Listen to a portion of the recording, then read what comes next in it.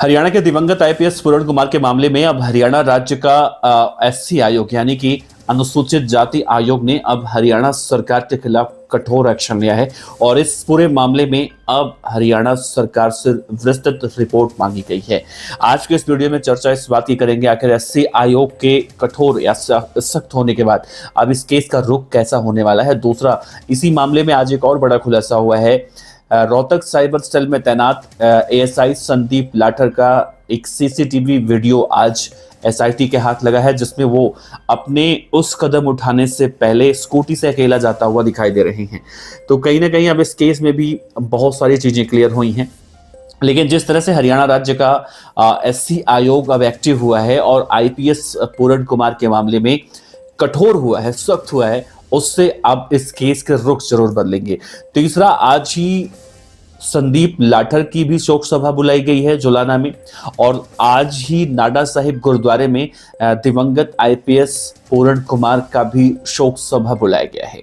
तो इस शोक सभा से हरियाणा सरकार पर कैसा फर्क पड़ने वाला है और ये दोनों शोक सभाएं कैसे अलग अलग हैं, बताऊंगा विस्तार से। इस वीडियो के अंत तक बने रहिएगा दोस्तों। सबसे पहले चर्चा करेंगे कि आखिर राज्य आयोग या एससी आयोग ने हरियाणा राज्य के अब किस तरह से इस पूरे मामले में अपनी सख्ती दिखाई है।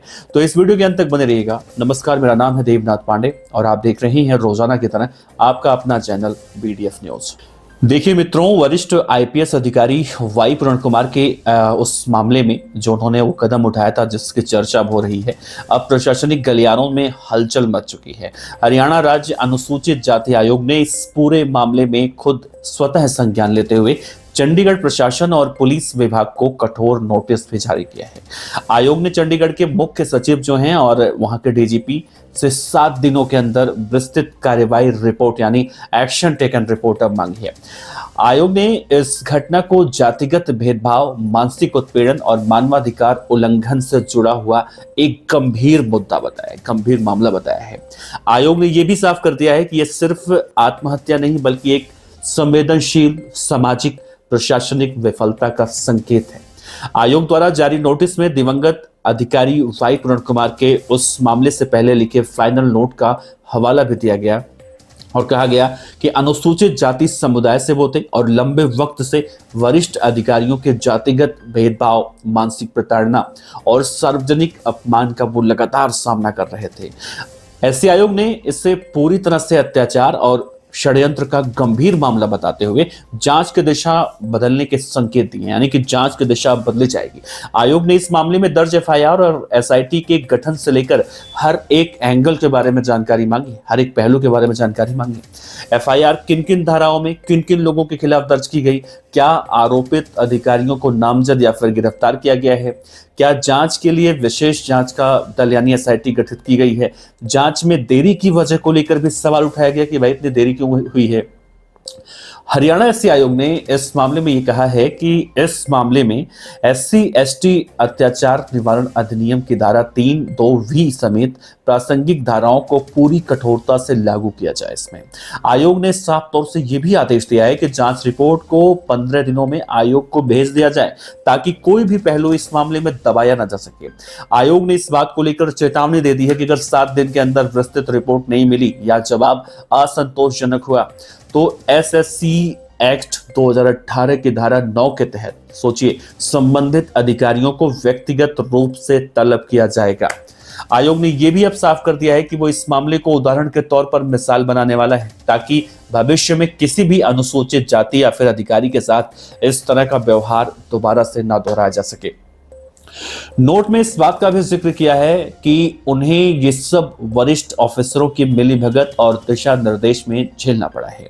आयोग ने साफ तौर से कहा है कि अगर ये तथ्य जांच में सही पाया जाता है तो ये एससी एसटी एक्ट 1989 स्पष्ट का साफ तौर से उल्लंघन होगा। और इस मामले ने और तोल तब पकड़ लिया है जब दिवंगत अधिकारी की आईएएस पत्नी अमनीत पी कुमार ने भी सनसनीखेज आरोप लगाए। उन्होंने कहा कि उनके पति को जानबूझकर मानसिक रूप से प्रताड़ित किया गया और कुछ अधिकारियों ने उन्हें इस तरह से कदम उठाने के लिए कहीं ना कहीं मजबूर कर दिया, उकसाया, तभी उन्होंने ऐसा कदम उठाया।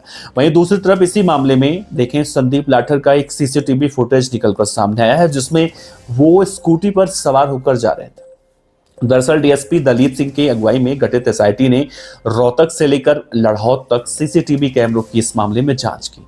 सीसीटीवी फुटेज में एएसआई संदीप लाठर उस वक्त अकेला ही जाता हुआ दिखाई दे रहा है। पुलिस जांच टीम अपने फुटेज अपने साथ लेकर गई है। संदीप लड़हौत गांव में, आपको पता होगा, स्कूटर पर सवार होकर गया था और अब उसका फुटेज भी निकलकर सामने आया और ये फुटेज 14 अक्टूबर को 11:43 का बताया जा रहा है और इससे साफ हो चुका है कि संदीप लाठर केस में घटना के वक्त कोई भी व्यक्ति नहीं था। इसके अलावा एसआईटी इस मामले में अन्य सबूत जो है वो भी इकट्ठा करने में लगी है। उसे भी forensic report, postmortem report, video और फिर उस नोट की लिखावट की रिपोर्ट का इंतजार है, ताकि इस मामले में कड़ी से कड़ी जोड़ते हुए जांच को आगे बढ़ाया जा सके, क्योंकि इनके परिवार ने भी बहुत आरोप लगाया है दिवंगत वाई पूरण कुमार के परिवार के प्रति।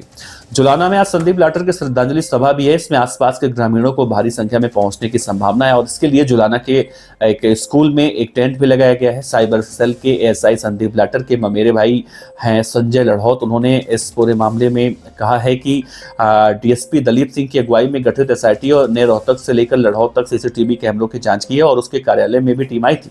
सीसीटीवी फुटेज में एसआई संदीप लाठर उस वक्त अकेला ही दिखाई दे रहा है और फुटेज भी जांच टीम ने अपने साथ ले लिया है और उन्होंने ये भी कहा है कि सरकार की अब तक जांच और रवैये से वो पूरी तरह से संतुष्ट हैं।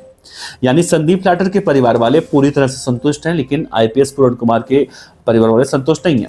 कई खाप पंचायतों और समाज के लोगों ने इस वक्त उन्हें से संपर्क किया है। परिवार एएसआई संदीप लाठर की मौत पर किसी भी तरह की राजनीति चाहता ही नहीं है, किसी भी तरह के जातिगत बयानबाजियां भी नहीं करना चाहता। परिवार ये नहीं चाहता कि हरियाणा में 2016 जैसा माहौल बने, ऐसा उन्होंने कहा है, बल्कि 36 बिरादरी के बीच आपसी भाईचारा और मजबूत हो।